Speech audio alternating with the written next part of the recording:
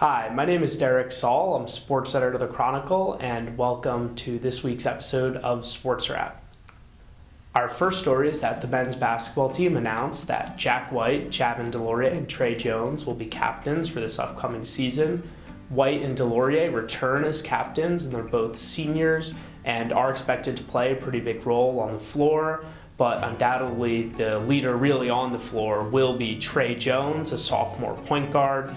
Jones is one of Duke's first sophomore captains, I believe the first since the 2013-2014 season, and he was expected to go to the NBA. He would have been a first-round pick, but he decided to come back to Durham and will really serve as the floor general for Duke. In other men's basketball news, DJ Stewart, a five-star recruit in the class of 2020, committed to join the Blue Devils, Duke's third five-star recruit in already a stacked recruiting class.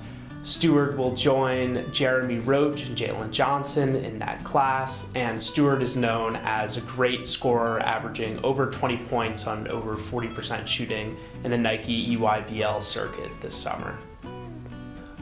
The men's soccer team is struggling after starting the season 4-0. They've dropped their last two games, both at home by two-goal margins.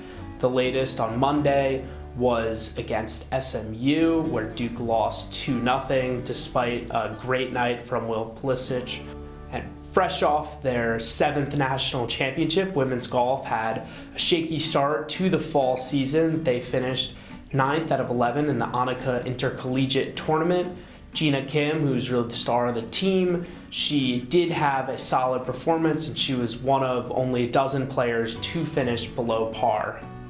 Looking ahead to this weekend, the women's soccer team will return to action and start ACC play against NC State, and they'll have had a pretty long break, full 7 days, but they will need to be well rested as they'll have 3 games coming up next week in the ACC schedule. And the volleyball team will look to bounce back from a really tough weekend where they lost all 3 games, all in straight sets, and the team will be traveling to New York to Hofstra, and they'll look to rebound from just a weekend they would really like to forget. And thank you very much for joining us. I'm Derek Saul for the Chronicle. Thank you.